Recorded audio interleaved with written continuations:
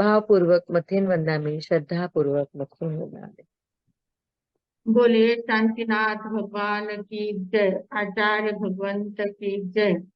नमो अरिहंताणं, नमो सिद्धाणं, नमो आयर्याणं, नमो उपाध्यायाणं, नमो लोये सवसागुणम्। एतो पंचनमुक्तारो सव पावपणासनो।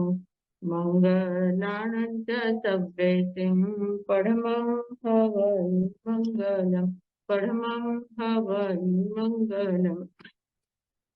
त्रिमिंदर सानी महाराज आपकी आज्ञा, भगवान आपकी आज्ञा, गुरु गोविंद जी महाराज आपकी आज्ञा। सूत्र कृतांग सूत्र का अध्ययन करने की आज्ञा चाहते हैं। सुदर्शनस्य वजसो गिरिश पौच्चयै महतो पवयस्य। एतो वमे समरणाय पुत्रे जायि जसोदंसरणानशीले,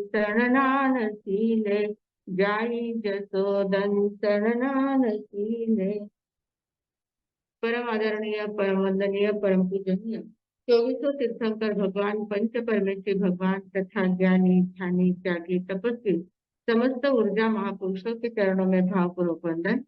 आराध्य गुरुदेव पूज्य श्री आचार्य भगवान तपसी जी महाराज साहब, पूज्य श्री माता जी महाराज साहब के चरणों में भावपूर्वक वंदन।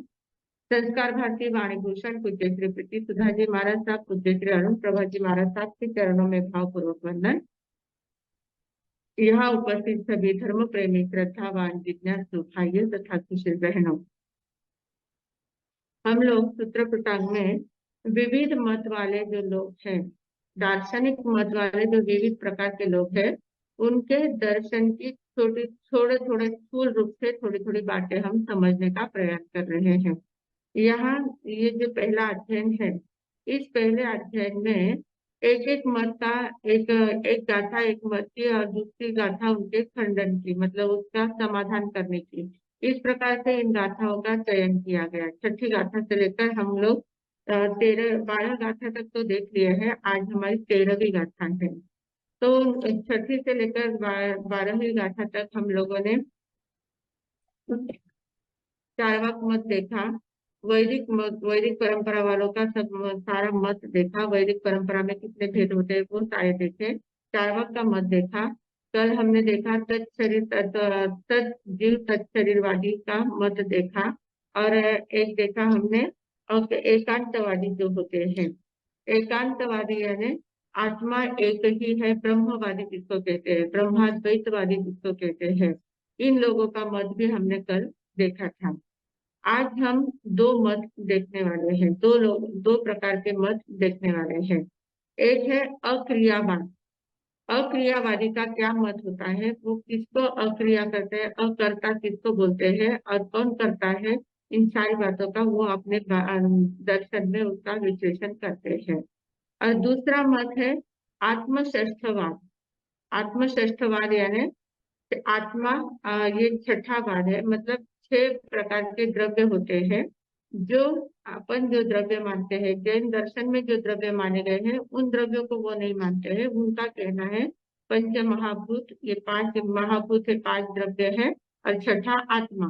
ऐसे आत्मा को स्वतंत्र द्रव्य उन्होंने माना है। ये आत्मश्रेष्ठवाद नाम का उनका एक मत चलता है। तो इनके अपन गाथाओं के द्वारा इनका विश्लेषण देखेंगे। आज हमारी 13वीं गाथा है। 13वीं गाथा में क्या कहा है, कुवम च कारयम चैव सवम कुवम न विद्यते, एवं अकारो अप्पा एवं ते उपगभ्या। कुवम च कारयम चैव, कुवम च कारयम चैव मतलब क्या, कुवम यानी करना। आत्मा स्वयं कुछ करता नहीं है। कुवम च कारयम चैव, न स्वयं कुछ करता है, न कारवम यानी न करवाता है। करना और करवाना ये दोनों बातें आत्मा से नहीं होती है। सवम कुवम न विजय, सभी प्रकार का कर्ता भाव आत्मा में नहीं होता है। आत्मा कुछ भी नहीं करता है, न स्वयं कुछ करता है, न कुछ करवाता है, दूसरों के द्वारा करवाता है, और जितनी भी क्रियाएं संसार में होती है वे सारी क्रियाएं आत्मा कुछ भी नहीं करता है, उसमें से एक भी क्रिया आत्मा करता नहीं है। एवं अकारवो अपा, इस प्रकार अक्रिय आत्मा है, अक्रियावादी अकारक आत्मा है। अकारवो यानी अकारक यानी अकर्ता, अकर्ता रूप आत्मा होती है। एवं तेउ पगभ्या, इस प्रकार उनका मत वो कहते हैं। पगभ्या यानी प्रकट करते हैं, उनका मत वो प्रकट कर रहे हैं। एवं यानी इस प्रकार, ते यानी वे लोग, पगभ्या यानी प्रकट करते हैं अपना मत। तो ते यानी वे लोग यानी कौन से मत वाले हैं? तो ये सांख्य मत वाले लोग हैं। हमने देखा था वैदिक परंपरा के 6 दर्शन जो है उसमें एक सांख्य मत है। सांख्य मत क्या मानता है कि प्रकृति और पुरुष दो तत्व होते हैं संसार में। प्रकृति यानी सब कुछ जो दिखता है, वो जितनी माया है उसको माया भी कहते हैं, प्रकृति भी कहते हैं। तो ये जितनी भी प्रकृति है, जितना भी जो कुछ दिखता है वो सारा प्रकृति कहलाता है। और आत्मा जो है वो पुरुष कहलाती है। आत्मा को पुरुष कहते हैं, बाकी सबको प्रकृति कहते हैं। मुख्य ये दो ही तत्व है। फिर प्रकृति के 24 भेद है। प्रकृति में 24 भेद बताए गए हैं उनके। तो इस प्रकार प्रकृति के 24 भेद और आत्मा का एक, इस प्रकार 25 भेद वो मानते हैं, 25 तत्व मानते हैं। और इन 25 तत्वों का ज्ञान हो जाना, उसी से उनको मुक्ति मिल जाती है। उसी से वे समझते हैं कि हमारे संसार पूरा हो गया, हमें मुक्ति प्राप्त हो जाती है।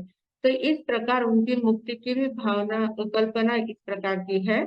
और यहाँ पर वो क्या कह रहे हैं कि आत्मा जो है, आत्मा का अस्तित्व स्वतंत्र है। आत्मा स्वतंत्र है, पुरुष है, वो पुरुष के रूप में आत्मा स्वतंत्र अस्तित्व वाला है। पर वो पुरुष कैसा है? वो कुछ भी नहीं करता है, क्योंकि वो अमूर्त है, दिखता नहीं है। और उनकी दृष्टि से आत्मा सर्वव्यापी है, संपूर्ण लोक में व्याप्त है। आत्मा अव्यापी है, पुरुष अमूर्त है, कुछ भी दिखता नहीं है। और वो अ, इसलिए वो कुछ करता भी नहीं है, संपूर्ण लोक में व्याप्त है। जैसे आकाश संपूर्ण लोक में व्याप्त है, वैसे आत्मा भी संपूर्ण लोक में व्याप्त है। इस प्रकार उनकी मान्यता है। और वो पुरुष कुछ भी नहीं करता है, क्योंकि उसके पास न रूप है, न रस है, न गंध है, कुछ भी नहीं है। तो वो करेगा कैसे? क्रिया करने के लिए उसके पास कुछ चाहिए ना। तो करता कुछ नहीं है, और न वो कोई करवाता भी है, करवाता भी नहीं है, करता भी नहीं है। जो कुछ क्रियाएं हमको दिखती है वे सारे प्रकृति करती है। प्रकृति यानी ये सारे जो संसार है, जो जो भी वस्तुएं हमें दिखती है, जड़ वस्तुएं जो दिखती है, वो सारी प्रकृति है। और वो प्रकृति सब कुछ करती है। हमारे शरीर के द्वारा सब कुछ होता है, हमारी बुद्धि सब कुछ करती है, हमारा मन सब कुछ करता है, आत्मा कुछ नहीं करती है, ऐसा उनका कहना है। और आत्मा न कुछ कराती भी है, इनके द्वारा कुछ कराती भी नहीं है।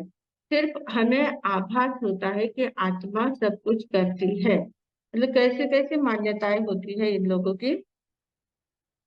ये 2 उदाहरण देते हैं और 2 उदाहरणों के द्वारा समझाते हैं कि आत्मा कैसे कुछ भी नहीं करती है। आत्मा को अकर्ता साबित करने के लिए 2 प्रकार के उदाहरण वो देते हैं। अब जैसे मतलब उनके कहने का मतलब क्या है कि चैतन्य धर्म अलग है और कर्तृत्व धर्म अलग है। चैतन्य यानी आत्मा का चैतन्य धर्म है, आत्मा में चैतन्य धर्म है। और जो कर्तृत्व धर्म है, जो करने की क्रिया का जो धर्म है, वो प्रकृति का धर्म है। प्रकृति करती है और आत्मा सिर्फ अकर्ता है। तो इस प्रकार ये दोनों है, प्रकृति और पुरुष दोनों है। पर दोनों का मेल कैसे बैठाते हैं? उनका कहना है कि जैसे दर्पण होता है, दर्पण होता है, दर्पण हमारे सामने रखा है, तो दर्पण में हमारा चेहरा, हमारा प्रतिबिंब पूरा दिखता है। दर्पण के सामने जो भी कुछ चीज रखी जाए तो वो वैसे के वैसे उसमें झलकती है। दर्पण हमें लगता है कि वो दर्पण में हम भी है, मतलब हमारा ही रूप उसमें प्रतिभाषित होता है, पूरा जैसा है वैसा रूप उसमें प्रतिभाषित होता है। फिर दर्पण अगर थोड़ा सा हिलता डुलता है तो वो जो चीज है वो भी हिलती डुलती दिखती है, या वो चीज स्वयं हिलती डुलती है तो वो दर्पण में वैसा ही दिखता है। तो वो पर दर्पण हिलता नहीं है, वो चीज दिखती है, सिर्फ दर्पण में हिलती हुई चीज दिखती है। तो उसी प्रकार उनका कहना है कि आत्मा दर्पण के समान है और ये जो सारी प्रकृति है वो उसमें प्रतिभाषित होती है, उसका प्रतिबिंब उस आत्मा में पड़ता है। तो वो चीजें हलन चलन करती है, वो चीजों में जो क्रिया हो रही है, तो हमें ऐसा लगता है कि आत्मा ही ये सब कर रही है। इस प्रकार का हमारा ये आभास है, ऐसा उनका कहना है कि ये हमारा सारा आभास है।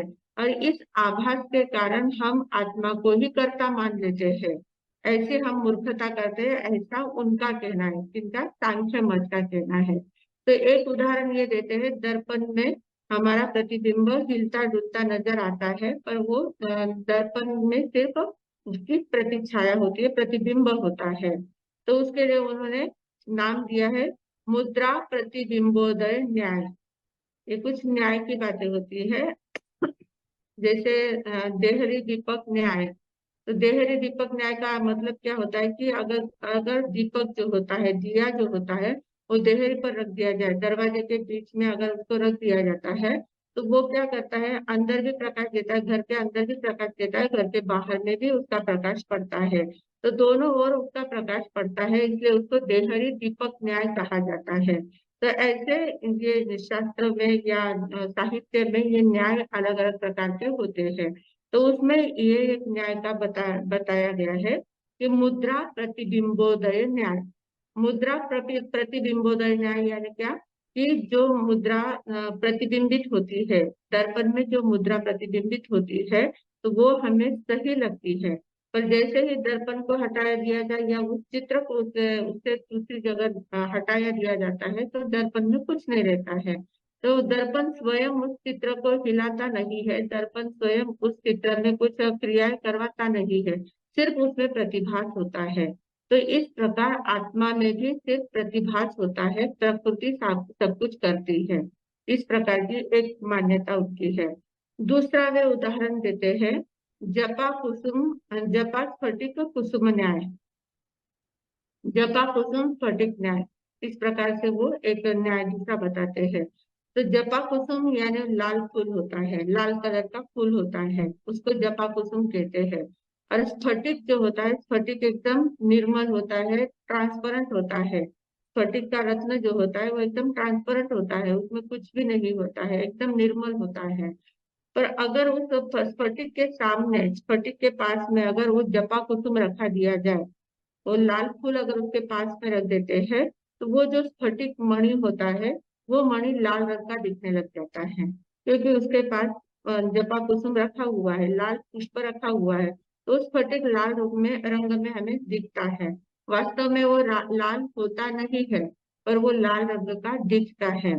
अगर स्फटिक के जो मणि होते हैं, उनमें अगर लाल रंग का धागा पिरोया जाए, लाल रंग के धागे में अगर स्फटिक के मणि पिरोए जाते हैं, तो सारे मणि लाल रंग के दिखते हैं। तो वो लाल रंग कहाँ से आया, उस धागे से आया है, उस जपा कुसुम यानी उस फूल से आया हुआ है। वास्तव में लाल रंग उसका है नहीं। तो स्फटिक के समान आत्मा एकदम निर्मल है, स्वच्छ है, कुछ भी नहीं करती है। उसके सामने प्रकृति के जैसे रंग आते हैं, वैसे उसमें प्रतिभाषित होते हैं। तो इस प्रकार उनकी मान्यता है कि ये सारा प्रकृति जो है, ये सारी प्रकृति कार्य सब करती है, वो प्रकृति करती है, पुरुष कुछ भी नहीं करता है, पुरुष में ये सब कुछ झलकता है, सिर्फ झलकता है, बाकी कुछ नहीं करता है। इस प्रकार उनका कहना है। तो चैतन्य धर्म और प्रकृति धर्म, कर्तृत्व धर्म, ये दोनों अलग चीजें हैं, ऐसा उनका मानना है। क्योंकि चैतन्य अलग है और प्रकृति करने वाली क्रिया जो है, कर्तृत्व जो है, वो अलग है। ऐसे दोनों का अलग अलग मान्यता उनकी बताई गई है। तो इस प्रकार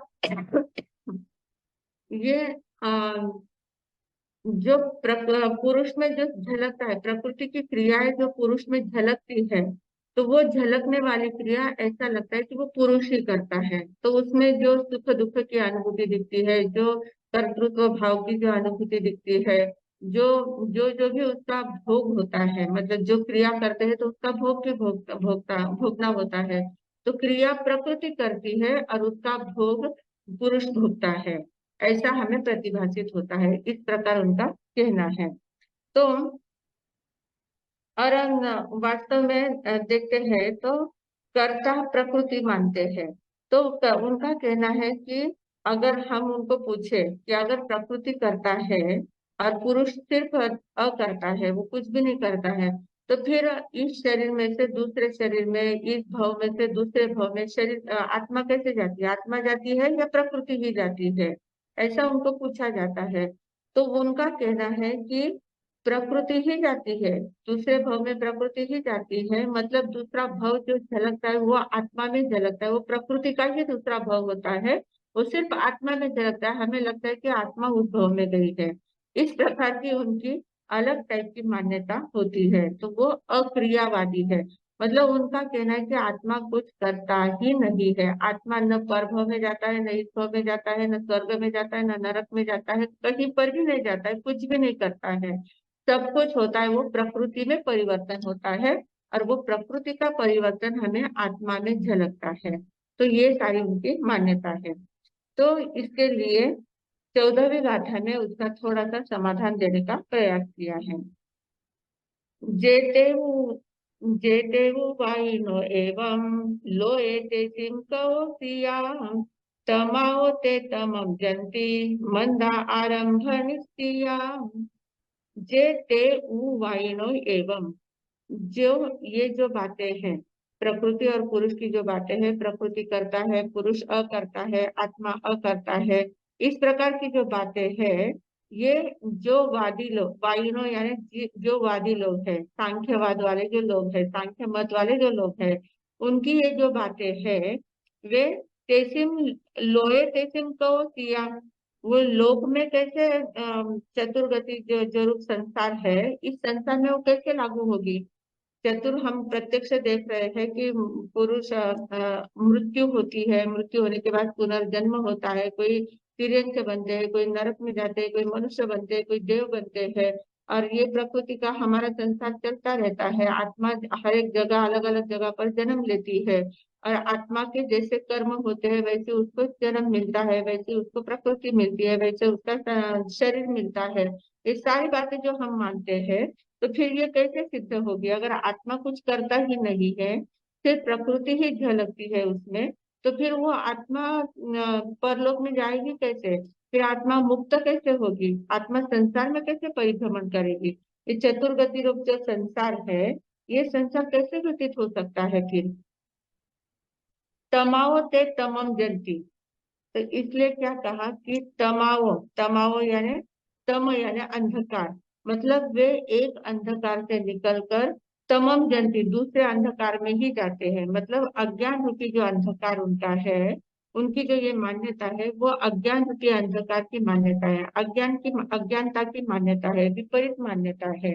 और इस मान्यता के कारण से वो क्या करते हैं? एक अंधकार से निकलकर दूसरे अंधकार में जाते हैं। एक आत्मा है, पुरुष है, ऐसा मानते हैं, और फिर आत्मा कुछ करता नहीं है। फिर उसके आगे पूछा जाए कि संसार कैसे चलता है, तो कहता है कि प्रकृति ही सब कुछ करती है, प्रकृति ही परलोक में जाती है, प्रकृति ही सब कुछ करती है, आत्मा में सिर्फ झलकता है। मतलब एक अज्ञानता को बताने के लिए दूसरे अज्ञान में वो चले जाते हैं। अज्ञानता की ही उनकी परंपरा आगे चलती है। मंदा आरंभ नीतियां, और वे मंद बुद्धि होते हैं, मंद बुद्धि जैसी बातें करते हैं, और वो आरंभ परिग्रह में आसक्त होकर इस प्रकार की बातें करते हैं कि आत्मा कुछ करता नहीं है, फिर कुछ भी किया तो क्या फर्क पड़ता है? जो भी करती है प्रकृति ही करती है, तो प्रकृति करती है तो पाप किया तो क्या, और पुण्य किया तो क्या, कुछ फर्क पड़ने वाला नहीं है। तो इसके प्रकार, इसके अनुसार उनकी मान्यता जो है, वो एक अज्ञान में से दूसरे अज्ञान में जाने वाली है। तमाओ ते तमम जंती, अंधकार के समिश्रा से निकलकर दूसरे अंधकार में वो चली जाती है। तो इस प्रकार की ये मंद बुद्धि वाले की मान्यता है, इस प्रकार कहा गया है। और उनके मतानुसार हम देखते हैं कि प्रत्यक्ष जो दिखाई देने वाला है, मतलब हम देखते हैं जन्म होता है, जरा होती है, मरण होता है, दुख है, वेदना है, सुख है, हर्ष है, शोक है, रुदन है, कितनी बातें हम देखते हैं, सब सभी प्रकार से प्रत्येक व्यक्ति में ये बातें हमें दिखती है। तो फिर इसका और जो चतुर्गति रूप संसार है, ये कैसे सिद्ध हो सकता है? तो उसका उनके पास कोई जवाब नहीं। वे सिर्फ ऐसा ही कहते हैं कि प्रकृति में ही सब कुछ घटित होता है और आत्मा में सिर्फ उसका आभास होता है। दूसरी बात हम उनको कह सकते हैं कि अगर आत्मा कुछ करता नहीं है तो फिर वो फल कैसे भोगेगा। जो व्यक्ति जो काम करता ही नहीं है तो उसका फल उसको कैसे मिलेगा। अगर मैंने कुछ काम ही नहीं किया है तो मुझे उसका फल कैसे मिल सकता है। तो इसका जवाब भी उनके पास नहीं। उनका कहना है कि फल आत्मा को मिलता है, मतलब आत्मा में वो झलकता है, सिर्फ उसमें आभास होता है, बाकी कुछ नहीं। आत्मा उसका सुख दुख की अनुभूति भी नहीं करता है, वो भी कार्य आत्मा नहीं करता है। सुख की अनुभूति भी आत्मा में नहीं होती है, दुख की भी अनुभूति नहीं होती है, कुछ भी नहीं करता है, सिर्फ उसमें झलकता है। ये प्रकृति की जितनी भी बातें हैं, प्रकृति में जो जो भी परिवर्तन आता है वो सारा आत्मा में सिर्फ झलकता है, बाकी कुछ नहीं है। इस प्रकार उनकी मान्यता है। और वो आत्मा को कैसे मानते हैं, कूटस्थ नित्य मानते हैं। कूटस्थ नित्य, कूटस्थ नित्य का अर्थ क्या होता है कि जो कभी विनष्ट होता ही नहीं है। ऐसा नित्य रहता है कि जो कभी नष्ट होता ही नहीं है, न उसमें कुछ नया उत्पन्न होता है, न उसमें कुछ विनाश होता है। वो स्थिर है, जैसा है वैसा ही रहता है, तो हमेशा एक स्वभाव वाला रहता है। ऐसे जो तत्व है उसको कूटस्थ नित्य कहते हैं। इसलिए उनका कहना है कि आत्मा कूटस्थ नित्य है। आत्मा में न कुछ उत्पन्न होता है, न कुछ उसमें विनष्ट होता है, विनाश भी नहीं होता है, उत्पन्न भी नहीं होता है। आत्मा कुछ करता ही नहीं है तो आत्मा में कुछ परिवर्तन आता ही नहीं है। वो सिर्फ आकाश के समान सर्वव्यापी है, सर्वलोक में है और नित्य है, कुटस्थ नित्य है। इस प्रकार की उनकी मान्यता है। तो ये मान्यता हमारे अनेकांत की दृष्टि से अगर हम देखते हैं तो उसमें क्या हम समझ सकते हैं। अनेकांतवादी क्या कहते हैं, हम आत्मा को नित्य भी मानते हैं अनित्य भी मानते हैं। आत्मा द्रव्य से नित्य है, इस प्रकार हमारी भी मान्यता है कि आत्मा द्रव्य से नित्य है। नित्य है मतलब वो पहले भी थी, अभी भी है, भविष्य में भी रहने वाली है। आत्मा कभी नष्ट नहीं होती है, ये बात हम भी मानते हैं। पर वे कूटस्थ नित्य मानते हैं कि उनका कहना है कि उसमें कुछ परिवर्तन होता ही नहीं है, उसमें न कुछ नया उत्पन्न होता है, न कुछ विनाश होता है, वो जैसी है वैसी ही रहती है। अगर आत्मा जैसी है वैसी ही रहती है तो फिर आत्मा संसारी है तो संसारी ही रहेगी, वो मुक्त हो ही नहीं सकती। अगर उनके अनुसार हम मानेंगे कुटस्थ नित्य है तो फिर आत्मा बालक के रूप में है तो बालक के रूप में ही रहेगी, वो बड़ी होगी ही नहीं। आत्मा अगर पाप कर्म करती है तो पापी ही बनी रहेगी, वो कभी पुण्यवान हो ही नहीं सकती है। आत्मा जैसी है वैसी ही अगर रहने वाली है, उसमें कुछ नया उत्पन्न नहीं होता है, तो फिर हम सुख दुख की अनुभूति कैसे करेंगे, स्वर्ग नरक की अनुभूति कैसे कर सकते हैं, मोक्ष में कैसे जाएंगे। मोक्ष का तो फिर वहां कोई सवाल ही नहीं आता है। आत्मा मुक्त कैसे होगी, कर्मबद्ध और कर्म मुक्त कैसे हो सकती है, अगर उसमें परिवर्तन ही नहीं है तो ये सारी बातें कैसे घटित होगी। तो इसका इसका उनके पास कोई जवाब नहीं होता है। वे सिर्फ कहते हैं कि नहीं, आत्मा कुटस्थ नित्य है, उसमें कोई परिवर्तन नहीं आता है। तो फिर दूसरी बात, अगर आत्मा स्वयं कुछ नहीं करता है तो जो किया है उसका फल वो क्यों भोगेगी। जो प्रकृति करती है तो उसका फल आत्मा क्यों भोगेगी। फिर फल भोगने के लिए भी तो उसको उसमें कुछ उत्पन्न होगा ना, उसमें कुछ क्रिया तो हो ही जाती है। तो वो भी वो मानते नहीं है कि न वो क्रिया करते हैं न कुछ करते हैं। तो अनेकांत की दृष्टि से अगर हम देखें तो आत्मा नित्य है, ये बात बराबर है, पर ये कितना अर्ध सत्य है। आधी बात बराबर है कि आत्मा नित्य है। द्रव्य की दृष्टि से अगर हम देखें तो आत्मा नित्य है, वो कभी नष्ट नहीं होती है। भले किसी भी रूप में चली जाए, कहीं पर भी किसी भी गति में चली जाए, भले सिद्ध हो जाए नहीं तो निरोध में रहे, कहीं पर भी रहे, पर आत्मा का अस्तित्व नित्य है। ये बात एक दृष्टि से सही है। पर वो दूसरी दृष्टि है वो देखते ही नहीं है। दूसरी दृष्टि क्या है कि पर्याय की दृष्टि से आत्मा अनित्य है। पर्याय उसकी बदलती रहती है, उसमें परिवर्तन आता रहता है। उनका कहना है कि उसमें कुछ नाश भी नहीं होता है, कुछ उत्पन्न भी नहीं होता है। तो हमारा कहना क्या होता है कि उसमें उत्पन्न भी होता है, विनाश भी होता है, फिर भी वो स्थिर रहती है। उत्पाद व्यय ढव्य युक्तम सत, ये हमारी सत की परिभाषा है। और उनका कूटस्थ नित्य क्या है, जो कभी विनाश नहीं होता है, जो कभी उत्पन्न नहीं होता है, जो हमेशा स्थिर रहता है और सदा एक ही स्वभाव वाला रहता है। इस प्रकार की उनकी परिभाषा है। तो ये कूटस्थ नित्य की परिभाषा एक दृष्टि से भले ही सही है, द्रव्य की दृष्टि से सही है, पर पर्याय की दृष्टि से वो गलत साबित होती है। एकांतवाद हम नहीं मानते हैं, हम अनेकांतवाद मानते हैं। सभी ओर से हमें सोचना चाहिए। इसलिए आत्मा नित्य तो है ही, पर साथ में अनित्य भी है। ये जो अकर्ता भाव बोल रहे हैं आत्मा में, तो आत्मा स्वयं कुछ नहीं करती है, पर आत्मा के पर्याय जब विभाव में चली जाती है, तो विभाव में जाने के कारण से उसके द्वारा क्रियाएं होती है, वो करवाती है। विभाव में जाने के कारण से मन के द्वारा विचार करवाती है, वचन के द्वारा बोलने का काम कराती है, शरीर के द्वारा कुछ शुभ अशुभ कर्म करवाती है। सभी ये जितने भी प्रकार है, ये सारे किए जाते हैं। आत्मा करवाती है। इनका क्या कहना था? कुवम च कारवम चेय, करती भी नहीं है, करवाती भी नहीं है। इस प्रकार से ये जो मानते हैं, तो ये बात नहीं है। करती नहीं है बात बराबर है, पर करवाती है, आत्मा के द्वारा होता है। आत्मा के जो पर्याय निकलती है, वो पर्याय विभाव में चली, स्वभाव में न रहकर विभाव में जब चली जाती है, तो विभाव में जाने के कारण से उसके द्वारा ये सारे कार्य होते हैं। क्योंकि आत्मा कर्म को बुलाती है, कर्मों को आकर्षित करती है अपनी ओर। कर्म जब आत्मा के ऊपर बंधते हैं, तो कर्म के अनुसार उसकी विचारधारा परिवर्तित होती है, कर्म के अनुसार उसकी गति में परिवर्तन होता है, कर्म के अनुसार उसके व्यवहार में परिवर्तन आता है, सभी बातें होती है। तो कर्म का और कर्म को तोड़ने का काम भी आत्मा ही करती है। पुरुषार्थ आत्मा स्वयं ही करती है, आत्मा में ही पुरुषार्थ है। तो जब वो स्वयं पुरुषार्थ करके जागृत होती है, आत्म तत्व जब जागृत होता है, तब वो कर्मों को नष्ट करने का भी काम करती है, कर्मों को बाजू में हटाने का भी काम करती है, और कर्म मुक्त होकर सिद्ध अवस्था में पहुंचने का भी काम आत्मा स्वयं ही करती है। कोई कर्म उसको सिद्ध अवस्था में नहीं पहुंचाते हैं, प्रकृति उसको सिद्ध अवस्था में नहीं पहुंचाती है, आत्मा स्वयं ही पहुंचती है, सिद्ध अवस्था में स्वयं ही जाती है। तो ये जो बातें हैं, तो ये अर्ध सत्य है। इनका कहना क्या है? अक्रियावादी का जो कहना है, वो अर्ध सत्य है, पूर्ण सत्य हम नहीं कह सकते हैं। पूर्ण सत्य क्या है?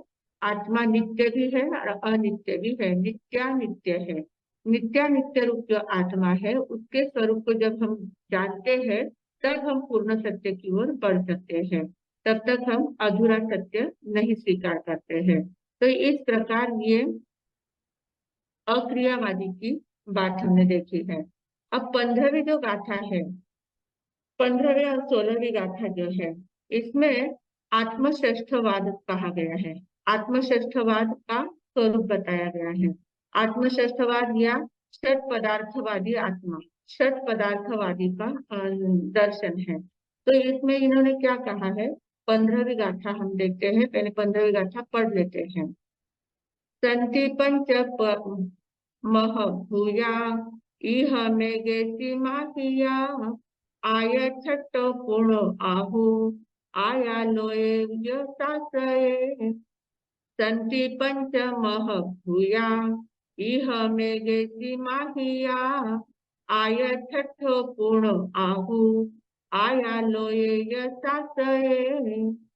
इस प्रकार इनकी मान्यता क्या है? संति पंच महभूया, संति पंच महभूया, संति यानी होते हैं, पंच यानी 5, महभूया यानी महाभूत, पंच महाभूत होते हैं। पंच महाभूत यानी क्या? पृथ्वी, पानी, अग्नि, वायु और आकाश, ये 5 महाभूत कहे जाते हैं। पृथ्वी, पानी, अग्नि, वायु और आकाश, इन पांचों को महाभूत कहा जाता है। तो ये 5 होते हैं, पंच संति पंच महभूया, 5 प्रकार के महाभूत होते हैं। यह मेघेसी माहिया, इस प्रकार कोई लोग मानते हैं। इहम यानी इस प्रकार, एजेसिम यानी कोई लोग, आहिया यानी कहते हैं। तो संति पंच महभूया इह मेघेसिम आहिया, इस प्रकार कुछ लोग कहते हैं कि 5 महाभूत होते हैं और आय छठ पूर्ण आहु, और उनका कहना होता है कि आत्मा नाम की छठा तत्व है। इस प्रकार से पूर्ण यानी वापस, पुनः 5 महाभूत तो है ही, पर पुनः छठा आत्म तत्व है। आहु यानी कहते हैं, आत्म तत्व को छठा तत्व कहते हैं, छठा पदार्थ कहते हैं। और उसके आगे वो क्या कहते हैं, आया लोय सासये। आत्मा कैसी है, लोक में आत्मा और लोक, आया लोय य सासये। आत्मा और ये संपूर्ण लोक जो है, पंच महाभूत रूप जो लोक है, वो और आत्मा ये छठ छहो कैसे है, नित्य है, शाश्वत है, शाश्वत है, उनका विनाश नहीं होता है। अब छह द्रव्य तो हम लोग भी मानते हैं, अपने जैन दर्शन में भी छह द्रव्य माने गए हैं। छह द्रव्य कौन से हैं, धर्मास्तिकाय, अधर्मास्तिकाय, आकाशास्तिकाय, पुद्गलास्तिकाय, जीवास्तिकाय और काल द्रव्य। ऐसे छह द्रव्य हम लोग भी मानते हैं। पर इनके छह द्रव्य कौन से हैं, छह द्रव्य, ये भी छह ही पदार्थ मानते हैं, छह ही द्रव्य मानते हैं, छह ही तत्व मानते हैं। पर कौन से है, पांच महाभूत, पृथ्वी, पानी, अग्नि, वायु, आकाश, ये पांच महाभूत और छठी आत्मा, ये छह द्रव्य ये मानते हैं। तो ये छह द्रव्य मतलब पांच महाभूत रूप संपूर्ण संसार, संपूर्ण लोक और आत्मा, छठी आत्मा, ये छह शाश्वत है, ये शाश्वत है।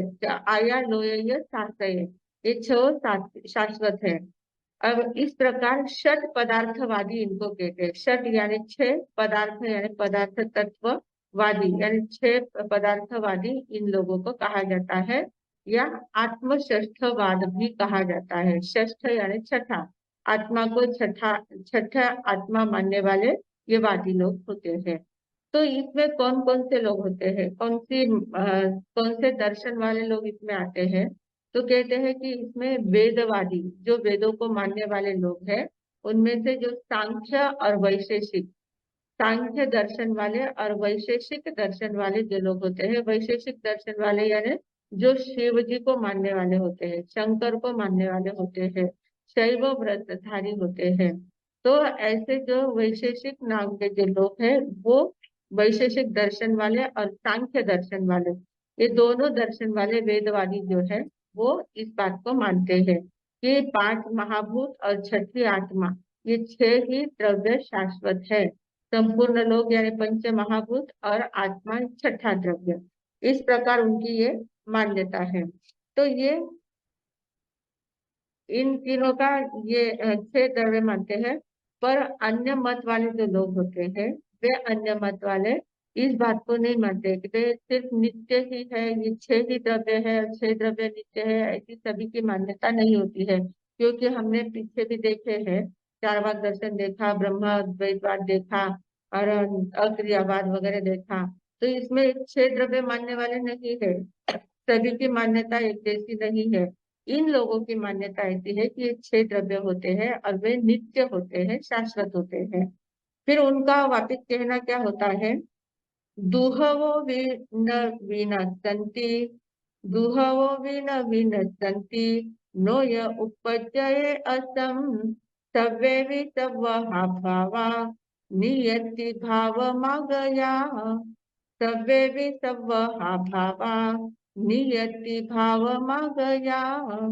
इस प्रकार इनकी मान्यता है कि दुहवो विन विनश्यन्ति, ये जो छह पदार्थ है, छह पदार्थ पंच महाभूत और आत्मा, ये छह पदार्थ जो है, वे दुहवी यानी दोनों प्रकार से न विनश्यन्ति, विनाश को प्राप्त नहीं होते हैं।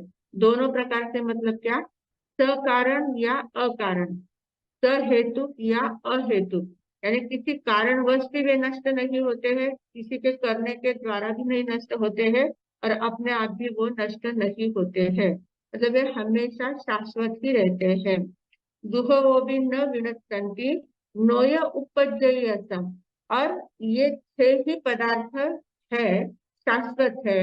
और नोय उपजय असम, असम यानी असत पदार्थ, असत्य पदार्थ जो है वो कभी भी उत्पन्न नहीं होते हैं। ये जो उत्पन्न होने वाले जो पदार्थ है, ये शाश्वत है। आवाज नहीं आ रही क्या, हेलो, आवाज आ रही,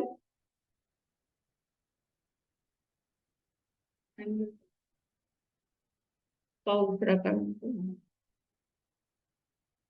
आ रही ना, हाँ ठीक है। जिनको नहीं आ रही है उनका कुछ इसका प्रॉब्लम होगा, नेट का कुछ प्रॉब्लम होगा। हाँ जी। तो दुहवोगे न विनश्यन्ति, दोनों प्रकार से उसका नाश नहीं होता है। किसका? पांच महाभूत और आत्मा, ये छह पदार्थ जो है इनका कभी नाश नहीं होता है। न किसी के करने से होता है और न किसी के न करने से होता है, मतलब अपने आप ही नहीं होता है, किसी के द्वारा नाश किया नहीं जाता है। और नोय उपजयी असम, असत्य जो पदार्थ है, असत जो बातें हैं वो कभी उत्पन्न होती नहीं है। अब असत बातें क्या है? सत तो सारा संसार दिख रहा है हमें, छह द्रव्य है वो सारे सत है। फिर असत बातें क्या होती है?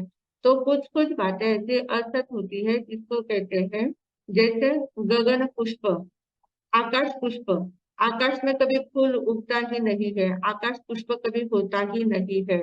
तो वो गगन पुष्प असत बात है, वो कभी हो नहीं सकती, तो उसकी उत्पत्ति होगी होगी ही नहीं।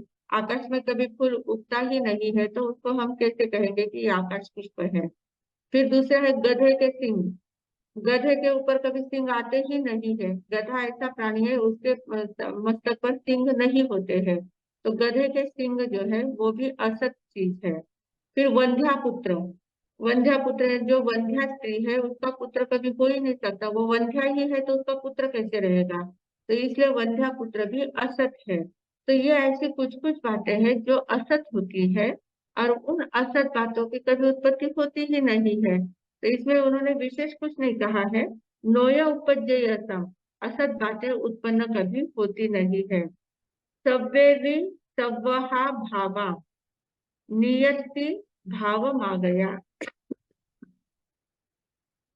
सभी पदार्थ, सव्वे भी यानी सभी प्रकार के, सभी प्रकार के, सव्वहा भावा मतलब जो जो भी उत्पन्न हुआ हमें दिखता है, वो सभी अपने अपने सर्वथा उनके भाव से उत्पन्न होते हैं। जिस मतलब जैसे अब मिट्टी है, मिट्टी में घड़ा होने की संभावना है, उसका उपादान है, मिट्टी का उपादान है कि उसमें घड़ा बन सकता है, तो मिट्टी का घड़ा आराम से बन रहा है, मिट्टी में से घड़े की उत्पत्ति हो जाती है। कपास है, रुई से वस्त्र की उत्पत्ति हो सकती है। पर अगर हम कहें कि कपड़े का घड़ा बनाना है, तो कपड़े का घड़ा कभी बन ही नहीं सकता, तो वो असंभव बात है, असत बात है। तो जिसमें जो बातें संभावना जिसकी है, सव्वे भी सव्वहा भावा, सर्वथा जो भाव जिसमें है, नियति भाव आ गया, निश्चय रूप से उसी में उसकी नियति बनती रहती है, मतलब वो बातें उसमें उत्पन्न होती है। मिट्टी में से ही घड़ा उत्पन्न होगा, सोने में से ही गहने उत्पन्न होंगे। मनुष्य मनुष्य की प्रकृति ऐसी है कि मनुष्य ही मनुष्य को उत्पन्न कर सकता है, मनुष्य से मनुष्य की उत्पत्ति होती है।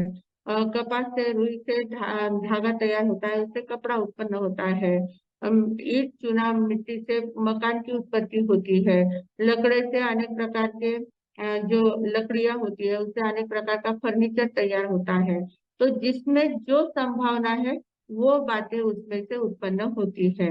पर जिसमें जो संभावना नहीं है, अगर वो आप करने जाए तो वो कभी उत्पन्न नहीं हो सकता।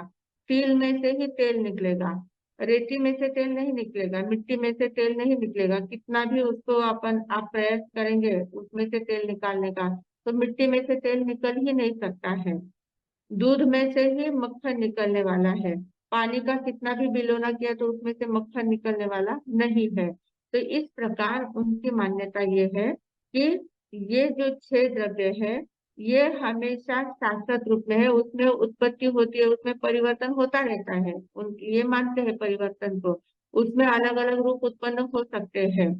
आत्मा भी अलग अलग रूपों में उत्पन्न हो सकती है, प्रकृति में भी अलग अलग प्रकार के रूप उत्पन्न हो सकते हैं। पर जिसमें जो संभावना है वही रूप उसमें उत्पन्न होंगे, नए दूसरे जो असंभाव्य रूप है वो उसमें उत्पन्न नहीं होंगे। इसी बात को हम लोग कहते हैं, जिसका जैसा उपादान रहता है वैसा उसका सामने उसकी नियति वैसी बनती जाती है। तो उपादान और निमित्त को हम मानते हैं, जैसा जिसका उपादान रहता है उसको निमित्त बन जाता है। अभी हम लोगों का उपादान था कि ज्ञान कुछ ग्रहण करना है, सूत्र कृतांग सूत्र पढ़ना, ये हमारा उपादान है। इसलिए जिन जिन का उपादान था वो बराबर उनको निमित्त मिल गया क्लास का, उनको निमित्त मिल गया ये ऑनलाइन का, उसको निमित्त मिल गया, ये लिंक भेजने वालों का। तो ये जो उपादान हमारा अगर है तो निमित्त हमें कुछ भी मिल सकता है और वो बात हमारे अंदर घटित हो सकती है। पर अगर उपादान नहीं है तो निमित्त हमें मिल नहीं सकता। हमारी बहुत भावना है पर हमारे अगर योग नहीं आए हैं, पढ़ने के भाव है पर पढ़ने के अगर उपादान जागरूक नहीं हुए हैं, तो कितनी भी लिंक मिल जाए, कितना भी निमित्त मिल जाए, पर वो कारगर नहीं होता है। उस समय हमें या तो भूल जाते हैं, या दूसरे काम में लग जाते हैं, या कुछ आलस्य आ जाता है, या कुछ प्रमादी बन जाते हैं, या कुछ करने का मन ही नहीं करता है, पढ़ने का मन ही नहीं करता है। तो वो अगर हमारा उपादान जागरूक नहीं है तो हम पढ़ नहीं सकते हैं। उपादान जागरूक है तो ज्ञान हासिल कर सकते हैं। अब ये हर रोज अर्चना जी कह रही है कि बीए एमए के एडमिशन चालू हो गए हैं, सभी लोग उसमें भाग ले, उसमें एडमिशन ले और पढ़ाई करे, पढ़ाई करके प्राकृत क्या है, प्राकृत साहित्य क्या है, आगम क्या है, इन बातों का अध्ययन करे और अपना ज्ञान बढ़ाए। इस प्रकार रोज कह रही है। पर जिस जिसका उपादान जागृत होगा वही वो पढ़ाई कर सकते हैं। उपादान अगर हमारा जागरूक नहीं है तो हम कितना भी प्रयास करेंगे तो पढ़ाई हमारी नहीं हो सकती है। तो हमें उपादान जागरूक करना चाहिए। उपादान हमारा जागरूक हो सकता है, हम पुरुषार्थ करें, थोड़ा सा पुरुषार्थ करें तो अपने आप उपादान हमारा जागरूक हो सकता है। तो हमें भावना भानी है कि नहीं मुझे करना ही है, पढ़ाई करनी है, सही में इतना रोज रोज कहते हैं तो उसमें क्या है ये तो मुझे देखना चाहिए, उसमें क्या है ये मुझे करना चाहिए। और मैं मेरा स्वयं का अनुभव कहती हूँ कि मैंने पिछले साल एमए में डायरेक्ट एडमिशन ली थी, एमए में एडमिशन ली थी, और मेरे पास कोई डॉक्यूमेंट्स नहीं थे, बहुत मुश्किल था। पर हमारे महेश भैया ने बहुत प्रयास करके सब कुछ बराबर अरेंज करके मुझे एडमिशन दिलवा दी। और एडमिशन लेकर मेरा एमए कंप्लीट भी हो गया। 2 साल का अभ्यास मैंने 1.5 साल में कर लिया और चारों सेमिस्टर के एग्जाम देकर एमए कंप्लीट हो गया। तो ये उपादान जागरूक करना, उपादान यानी हमारी अंदर की जो संभावना है, हमारे आत्मा में जो जो करने की संभावनाएं बहुत ज्यादा है, पर कर्मों के आवरण के कारण से वो जागरूक नहीं हो पाती है। तो कर्मों के आवरण को हटाने के लिए हमें पुरुषार्थ करना पड़ता है। पुरुषार्थ क्या करना है कि जो पहली सबसे मुख्य बात, अगर हमें ज्ञान हासिल करना है, ज्ञान पढ़ना है, तो ज्ञान पढ़ने के लिए हमें सबसे पहले हमारी कषाय कम करनी चाहिए। जो क्रोध मान माया लोभ राग द्वेष जो हमारे अंदर सतत ये भावनाएं जागृत होती रहती है, गुस्सा आता, बार बार गुस्सा आता है, अहंकार करने की भावना जागृत होती है, कपट करने की भावना जागृत होती है, हम करते जाते हैं। तो ये करने की जो क्रियाएं हैं इनको हम कम करते जाए।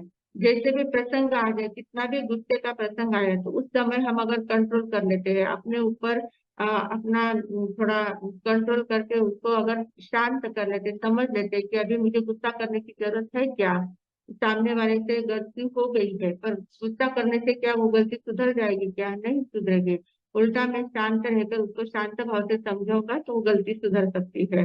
तो इस प्रकार अपने आप को समझाकर अपने गुस्से पर कंट्रोल करना है, गुस्सा कम करना है, गुस्सा कम करना है, अहंकार कम करना है। किस बात का मैं अहंकार करती हूँ, मुझे अहंकार करने जैसा कुछ भी नहीं। मेरे से तो कितने बड़े बड़े लोग हैं, कितने धनवान भी है, पुण्यवान भी है, ज्ञानवान भी है, सभी प्रकार के लोग मेरे से ज्यादा है। मेरे पास तो कुछ भी नहीं है, उसके उनके सामने तो मैं कुछ भी नहीं हूँ। फिर मैं किस काम से उनका ये करूँ, तो अहंकार किस बात का करूं। इस प्रकार हर बात में हमें सोच समझकर कषाय को कम करना आना चाहिए। जितनी कषाय हम कम करेंगे, जितनी कषाय हमारी पतली होती जाएगी, उतना हमारा ज्ञान का क्षयोक्षम बढ़ता जाएगा, उतना ज्ञान हमें जल्दी से समझ में आ जाएगा। जो बात हम सुन रहे हैं उसको जल्दी से स्वीकार कर सकते हैं, उसको ग्रहण कर सकते हैं। तो छोड़ना कुछ भी नहीं है, कोई चीज को छोड़ना नहीं है, सिर्फ हमें जागरूक होना है, अपने अंदर से भावनाओं को जगाना है, अपनी भावनाओं को जागरूक करना है कि नहीं मुझे कषाय नहीं करनी है, मुझे ज्ञान हासिल करना है, मुझे फालतू बातों में अपना टाइम वेस्ट नहीं करना है, मुझे अपना ज्ञान हासिल करके आगे बढ़ना है। मेरे आत्मा का आत्मा में से जो कर्म के आवरण आए हुए हैं, उनको बाजू में हटाना है, आत्म शक्ति को बढ़ाना है। इस प्रकार की भावना जब तक हम जागरूक नहीं करते हैं तब तक हमारे भाव वैसे हो नहीं सकते। तो सभी लोगों ने ये बात ध्यान में लेना है। और पढ़ने के लिए उम्र का कोई भी ये नहीं होता है, क्राइटेरिया नहीं होती है कि इतनी उम्र तक ही आप पढ़ सकते हैं, उसके आगे नहीं पढ़ सकते हैं, ऐसा कुछ भी नहीं होता है। मेरे अभी 65 चल रही है उम्र, पर 65 में भी मैंने कर लिया, एमए कर लिया है। तो हो सकता है करने के बाद हो सकता है, ऐसा जरूर नहीं कि 50 के पहले ही आप पढ़ाई कर सकते हैं, इसके आगे आपको ध्यान में नहीं रहेगा। ध्यान रहता है। ज्ञान हमारे स्मृति, हमारी आत्मा में ज्ञान है ही, आत्मा में ज्ञान है ही, सिर्फ उसको उजागर करने की कला हमें आनी चाहिए। और उसके लिए हमें प्रयत्न करने चाहिए, हमें सोचना चाहिए, पॉजिटिव हमारा सोच होनी चाहिए कि नहीं मैं करूंगी ही, मुझे करना ही है। हमारी चंचलता ये जो कोठारी है वो 70 के ऊपर है, 70+ है वो, फिर भी वो अभी एमए कर रही है, अभी उनका सेकंड ईयर चल रहा है। तो करने से होता है, उम्र का कोई वहां पर आता नहीं है आड़े, जितनी भी उम्र रही तो उम्र का कोई फर्क नहीं पड़ता है। आपके अंदर की जिज्ञासा भाव कितना है वो महत्वपूर्ण है। तो सभी लोगों को मेरी रिक्वेस्ट है कि आप लोग भी पढ़ाई करो, और पढ़ाई कर कर फिर जब पढ़ेंगे आप, अगर प्राकृत की पढ़ाई आपने की है तो ये जैसे मैं गाथा पढ़ती हूँ तो आपको अर्थ ध्यान में आने लग जाएगा, यार इसका तो ये अर्थ निकलता है, इसमें तो ये अर्थ बताया गया है, इसमें ये बातें महत्वपूर्ण है। फिर आप लोग मेरी गलतियां निकालेंगे कि अरे मैं कहीं पर बोलने में मेरी अगर भूल हो जाती है, तो आप लोग मेरी भूल भी निकाल सकते हो। इतनी ताकत अपने अंदर आ जाती है, इतनी इतना ज्ञान हमारा बढ़ सकता है। तो उसके लिए थोड़ा सा पुरुषार्थ करना है और जल्दी से एडमिशन लेकर उस ढंग से पढ़ाई करनी है। हमें क्या लगता है कि हम ऐसे ही पढ़ते हैं, उसमें परीक्षा देने की क्या जरूरत है। पर अगर परीक्षा का एम सामने नहीं रहा, परीक्षा का लक्ष्य हमारे सामने नहीं रहा, तो हम उसकी पढ़ाई नहीं कर सकते हैं। अब मैं इतने सालों से पढ़ाई करती आ रही हूँ, 40 साल हो गए, दीक्षा ले 41 साल हो गए हैं। तो पढ़ाई तो बहुत सालों से कर रहे हैं, हर साल हमारे कुछ ना कुछ पढ़ते ही रहते हैं। पर जो इन 1.5 साल में मुझे जो अनुभव आया है कि जैसे सिस्टमेटिक पढ़ाई होती है, जैसे व्यवस्थित रूप से उनके जो जो सिलेबस होते हैं उसके अनुसार पढ़ाई की जाती है, और फिर पेपर लिखने में जो मजा आता है कि कैसा हमने पढ़ा है, कैसा लिखना है, कैसे कैसे बराबर उस समय याद आता है कि हाँ ये हमने पढ़ा था, तो ऐसा ऐसा हमें लिखना है। तो वो प्रैक्टिस इतनी बढ़िया हो जाती है, और ये लोग असाइनमेंट वगैरह करवाते हैं ना, उसके कारण से लिखने की आदत भी हमारी बहुत अच्छी बन जाती है। और कैसे व्यवस्थित लिखना है, कैसे हमारे विचारों को प्रतिपादन करना है, ये सारी कला हमें पढ़ने से, सिस्टमेटिक जब पढ़ते हैं, क्लासेस अटेंड करते हैं, तब हमें पता चलता है कि अच्छा ऐसा, ऐसी पढ़ाई की जाती है, ऐसा लिखा जाता है। तो ये बहुत महत्वपूर्ण बात है, सभी लोग इस बात का ध्यान रखें और इसमें प्रयास करें कि अपना ज्ञान खोलना है तो हमें कुछ ना कुछ पुरुषार्थ करना जरूरी है। सिर्फ क्लास सुनकर आपका ज्ञान नहीं खुल जाएगा, आपको उसके आगे पुरुषार्थ करना जरूरी है। तो सभी लोग इस बात का ध्यान रखें, निश्चित रूप से प्रयास करेंगे। आप भी करो, अपने परिवार वालों से भी करवाओ, अपने जो मित्र परिवार है उससे भी करवाओ, जिन जिनको बता सकते हैं उनको बताकर जल्दी से जल्दी एडमिशन लेकर अपने अभ्यास को शुरू करेंगे। तो निश्चित रूप से आपको इस पढ़ने में बहुत ज्यादा आनंद आएगा, और आनंद आने के बाद आपका ज्ञान बढ़ेगा, उसके बिना ज्ञान बढ़े बिना रहेगा नहीं। इतना ही बोलकर अब मैं विराम लेती हूँ। ओम शांति।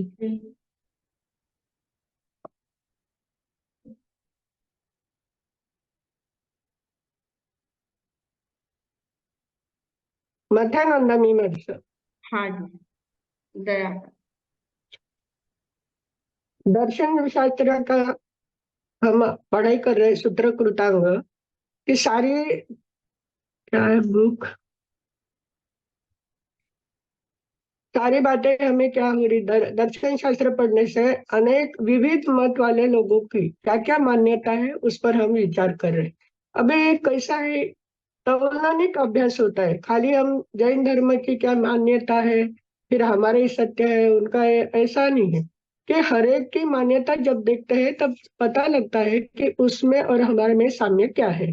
अभी कल हम देख रहे हैं, अभी सांख्य दर्शन और वैशेषिक दर्शन, दो दर्शन आज हमने देखे। तो सांख्य दर्शन वालों की क्या मान्यता, आत्मा सभी मानते हैं लेकिन अलग अलग रूप में मानते हैं। अभी इन्होंने प्रकृति और पुरुष, सांख्य मत वालों की दृष्टि से क्या है, प्रकृति और पुरुष, पुरुष यानी आत्मा और प्रकृति यानी सारी माया, जो हमारी क्रिया वगैरह सारी चल रही है वो क्या है, प्रकृति है। उनका कहना है कि आत्मा कुछ नहीं करती, आत्मा न करती है न करवाती है, आत्मा अकर्ता है। अभी आत्मा को अगर हमने अकर्ता मान लिया तो हमारा पूर्व जन्म पुनर्जन्म होता है, तो फिर परिवर्तन कैसा होगा, इस गति से इस शरीर से दूसरे गति में हम जाएंगे कैसे। तो उनका कहना कि कुछ नहीं, कि जहां भी आप जाते हो तो वहां पर प्रकृति ही, आत्मा के रूप में प्रकृति ही झलकती है। अभी यह क्या है, अज्ञानी अवस्था है। एक अज्ञान से हम दूसरे अज्ञान में जा रहे हैं और आत्मा को नहीं मानते हैं, मुक्ति को नहीं मानते हैं, इसलिए इस संसार के चक्र में क्या हो रहा है, परिभ्रमण हो रहा है। अभी हमारे सामने 2-3 उदाहरण बहुत अच्छे दिए कि जैसे दर्पण में हम जैसा दिखते सामने खड़े रहे तो वस्तु रहो व्यक्ति रहो कोई भी, जैसा दर्पण के सामने खड़े रहते वैसा ही दिखता है, वहां से हट गए तो कुछ नहीं दिखेगा। तो उनका कहना है कि जो प्रतिबिंब है वो आत्मा है और जो हलचल हो रही है वो सारी क्या है, प्रकृति है। और प्रकृति और आत्मा, आत्मा को मानते हैं लेकिन उनकी मान्यता कैसी है कि जो सारी क्रिया होती है अकर्ता मानते हैं आत्मा को। और हमारे जैन दर्शन में क्या कहा है कि सारा उत्पाद व्यय और द्रव्य, उत्पाद यानी निर्माण होना, व्यय यानी उसकी पर्याय बदलती है, लेकिन जो द्रव्य मूल द्रव्य है वो वैसा की वैसा ही रहता है, यानी आत्मा कैसे नित्य है। अभी इनका एक वाक्य है कि आत्मा कुटस्थ और नित्य है। अभी कुटस्थ और नित्य यानी उन्होंने क्या बताया कि जो कुछ परिवर्तन आत्मा में होता ही नहीं है, प्रकृति में परिवर्तन होता है, यही उनकी बात है। बार बार कहते हैं कि आत्मा में भी परिवर्तन हुआ तो वहां प्रकृति ही झलकती है।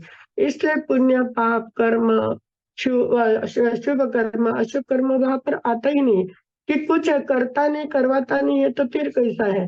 तो अज्ञान में ही पड़े रहने के कारण सिर्फ हम क्या करते हैं, मंद बुद्धि लोग होते हैं और आरंभ परिग्रह में रचे पचे रहते हैं, संसार का ही सुख लेने में आनंद मानते हैं।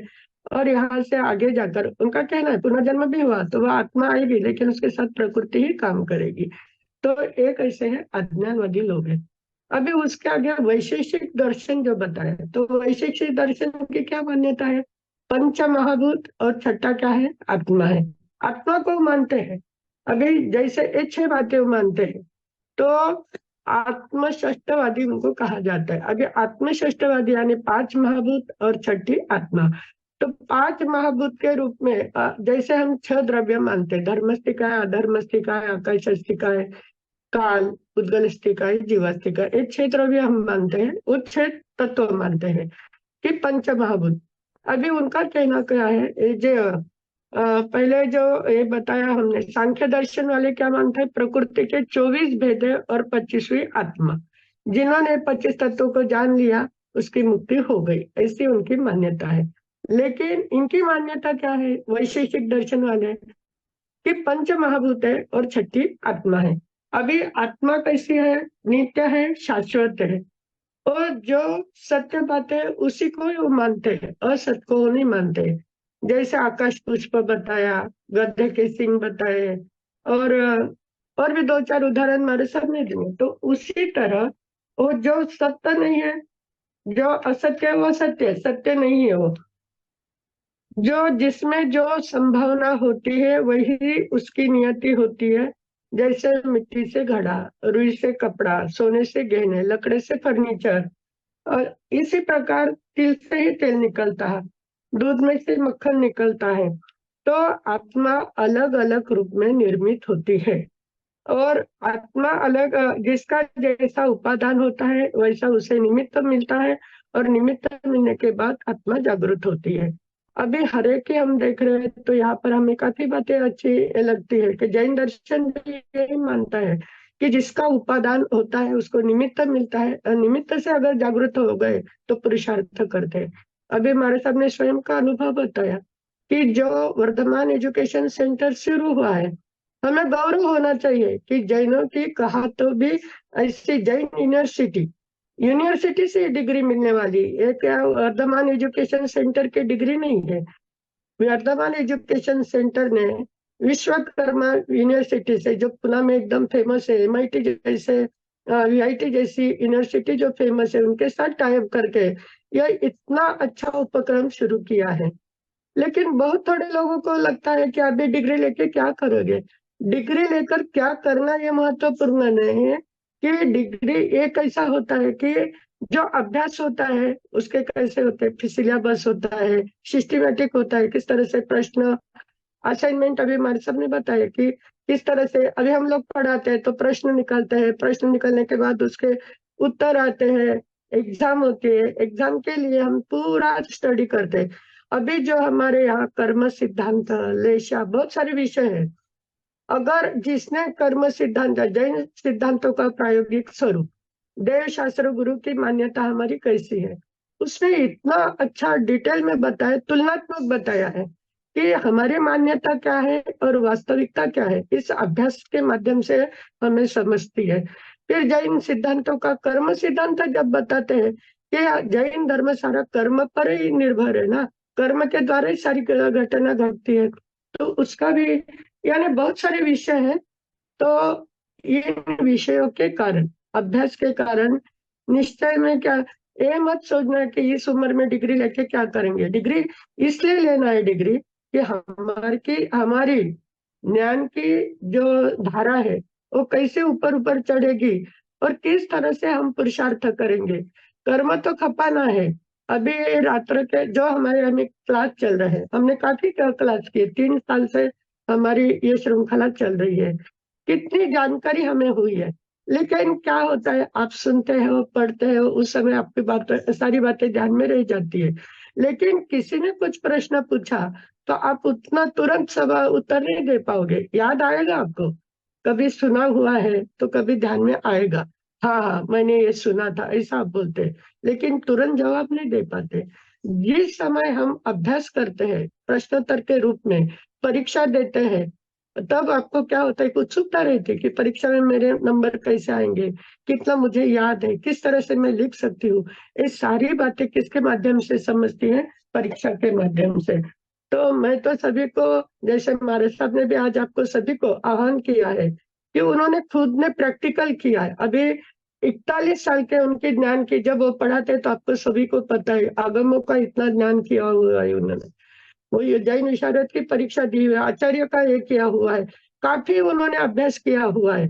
फिर भी उनको MA की पढ़ाई करने में जो आनंद आया, जो खुशी मिली कि किस तरह से नई नई बातों का ज्ञान हमें मिलता है। जैसे हम स्कूल कॉलेज में जाते हैं तो कितने प्रकार के विषय होते हैं और हमारा अभ्यास कैसा होता है, दृष्टि हमारी कैसे खुलती है। तो सभी ने, जिसके अभी जो 40 के पार हो गए, समय आपके पास बहुत है, कोई भी नहीं कहना कि हमारे पास समय नहीं, समय है, आपके पास बुद्धि भी है, आपको जिज्ञासा भी है, लेकिन उसका उपयोग सही समय पर करोगे तो निश्चय में पुरुषार्थ करोगे तो ज्ञान की प्राप्ति होकर आपके जीवन में प्रगति होगी। अभी 75 उम्र में अगर चंचलताई ने BA की डिग्री ली है, अभी MA की पढ़ाई कर रही है, कितनी खुशी होती है कि 75 ईयर में आपने डिग्री प्राप्त कर ली।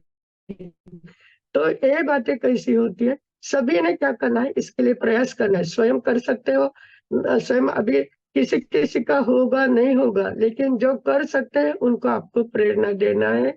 और वर्धमान एजुकेशन सेंटर ने जो अभियान चलाया है, उसमें सभी को आना है और उसका नाम बढ़ाने का प्रयास करना है। इसी मंगल भावना के साथ, जो हमारा उद्देश्य है वो साध्य होना चाहिए। इसी मंगल भावना के साथ मैं विराम देती हूँ। धन्यवाद मासी जी। आगे हैंड रेस में चंदा, हाँ, चंचल मथेनंद है मास्टर, आवाज आ रही है? अरे हाँ अरे हाँ अरे हाँ, मथेनंद है मास्टर। हाँ मास्टर, आपने कहा कि उपादान और निमित्त दोनों साथ में चाहिए। साथ में नहीं चाहिए, जैसा उपादान देता है वैसा निमित्त हमें मिलता जाता है। अगर हमारा उपादान रहा तो निमित्त कुछ भी हमें मिल सकता है। और बहुत बार निमित्त है पर उपादान अगर नहीं है तो निमित्त कुछ काम नहीं करता है। तो निमित्त और उपादान साथ में। समझो निमित्त और उपादान दोनों मिले, पुरुषार्थ भी किया और ये भी करते हैं, फिर भी लक या कुछ साथ में चाहिए क्या? फिर नसीब भी चाहिए। तो वही तो उपादान उसी को कहते हैं। उपादान मतलब वो भाग्य की बात हाँ होती मतलब है, संभावना की बात होती है। अगर हमारा उपादान जागरूक है तो निमित्त मिला तो अपने आप वो बात हो जाती है। उसके लिए भाग्य की जरूरत है, भाग्य अपने आप उसको साथ देता है। उपादान ही भाग्य को साथ देने वाला ही उपादान होता है, उपादान में ही भाग्य साथ देता है।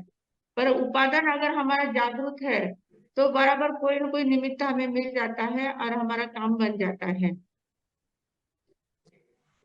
तो उसके साथ भाग्य की जरूरत अपने आप आता है। हाँ हाँ, अपने आप आ जाता है। उपादान निमित्त पुरुषार्थ हमारा सब करने के उपादान बाद जागरूक है, हमारी भाग्य। पात्रता जागरूक है तो हमारे सद्गुरु हमें घर बैठे मिल जाते हैं। पात्रता अगर हमारी है, जागरूक है, पात्रता हमारी तैयार हो गई है, सद्गुरु हमें घर बैठे मिल जाते हैं, बराबर अपना घर ढूंढते हुए आ जाएंगे। पर अगर हमारी योग्यता नहीं है, क्षमता हमारी नहीं है, तो सामने सद्गुरु है फिर भी हम नहीं पहचान पाते हो, ऐसा भी होता है। तो ये उपादान बहुत महत्व है। उपादान जैसा होता है वैसा निमित्त हमें बराबर मिल जाता है। निमित्त अपने आप हो जाता है। अपने आप मथेन होता है मार्चो। हाँ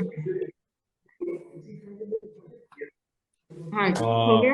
धन्यवाद चंचल मासी जी। हाँ, पचकन और मंगल। पचकार आज के ले लो। ओम शांति शांति शांती उग्र नवकारशी पोरशी 1.5 पोरशी 2 पोरशी आपापल्या धारणा प्रमाणे उपस्थित पचकान अन्यथा आसनम पाणम थैमम थैमम अन्यथा भोगिनम सहसा गणम समाहिवत्ति अगरणम ओतिरे ओतिरे ओतिरे। कल का अभ्यास में अगर किसी का है तो हाथ जोड़ ले। ओम शांति शांति शांती उग्र व्यासनारा दोटक उपरांत दिवसना तिथ्या रत्नाच्या विहार पचकान अनर्थना भोगिनम सहसा कारणम तव समाहिवत्ति अगरणम ओतिरे ओतिरे ओतिरे। कल का एकासना है किसी का तो हाथ जोड़ ले। ओम शांति शांति शांती उग्र एकासनारा एकटक उपरांत दिवसना तिथ्या रत्नाच्या विहार पचकान अनर्थना भोगिनम सहसा कारणम तव समाहिवत्ति अगरणम ओतिरे ओतिरे ओतिरे। कल का उपवास। ओम शांति शांति शांति उग्र उपवासम पचखे दिवसनातिन्या रत्नाच्या विहार पचकान अनर्थना भोगिनम सहसा कारणम सव समाहिवत्ति अगरणम ओतिरे ओतिरे ओतिरे। तपश्चर्या करने वालों को धन्यवाद। मंगल पाठ। ओम शांति शांति शांति। गुरुदेव की आज्ञा से चत्तारी मंगलम अर्यंता मंगलम सिद्धा मंगलम साहु मंगलम केवली पन्नतो धम्मो मंगलम। चत्तारी लघुत्तमा अर्यंता लघुत्तमा सिद्धा लघुत्तमा साहु लघुत्तमा केवली पन्नतो धम्मो लघुत्तमो। चत्तारी शरणम पवज्जामि अर्हन्ते शरणम पवज्जामि सिद्धे शरणम पवज्जामि साहु शरणम पवज्जामि केवली पन्नतम धम्मम शरणम पवज्जामि। 4 मंगल 4 उत्तम 4 शरणा दुख हरणा दुख करना और शरणा कोई जो भवित प्राणी आदरे तो अक्षय अमर पद हो। बोले भगवान महावीर स्वामी की जय। आचार्य भगवंत की जय। पूज्य श्री माता जी महाराज साहब की जय। संस्कार भारती वाणी भूषण पूज्य श्री कृति सुधा जी महाराज साहब की जय। सब साधु संतन की जय। आज के आनंद की जय। शीतल जी ने बहुत अच्छे प्रश्नों के उत्तर लिखे हैं। महेश भैया जी, उनकी पीडीएफ सबको भेजना। बहुत सुंदर उन्होंने प्रश्न के उत्तर लिखे हुए हैं और कल अपने और नए प्रश्न डालेंगे। हाँ, अभी हम ऐसा अर्चना करेंगे जी के ग्रुप पास में। आई हुई है उनकी। अर्चना ने मुझे भेजी थी उनकी पीडीएफ। बहुत अच्छा लिखा है उन्होंने, तो सभी के लिए वो अच्छा रहेगा। एक्चुअली क्या हो रहा है, ग्रुप में बहुत सारे मैसेजेस आ रहे हैं, अलग अलग हम डालते हैं तब। तो हम ग्रुप बंद ही रखेंगे। मैं मासी जी का नंबर उसमें शेयर कर देता हूँ, आप डायरेक्टली मासी जी को भेजेंगे तो भी चलेगा। ऐसा हम नहीं करेंगे, हाँ, नहीं तो इसके नहीं ऊपर हम मेरे बात पास करेंगे। तो आया महेश भैया, मैंने पढ़ा है, इससे अच्छा लगा है। जो नए नए लिख पा रहे हैं कि जो खाली सुनने का काम कर रहे हैं, तो उनके पास अगर ये पीडीएफ रही तो वो भी उसका उपयोग करेंगे। हाँ, शेयर करेंगे ना, वो डाल देंगे। हाँ, तो अर्चना जी के पास आई हुई है तो उनको बोलना जी वो पीडीएफ ठीक है। करके सभी को भेज देना। जी जी जी। सभी को Vardhman education and research institute की ओर से आभार एवं धन्यवाद। वैसे ही आदरणीय परम पूज्य स्वाध्याय प्रेमी संयम प्रीति जी महाराज साहब जी एवं सौ शकुंतला जी चूड़िया मासी जी, इनका भी खूब खूब आभार एवं धन्यवाद। अभी हम कल मिलते हैं बराबर 8:30 बजे। तब तक सभी के लिए जय जिनेन्द्र।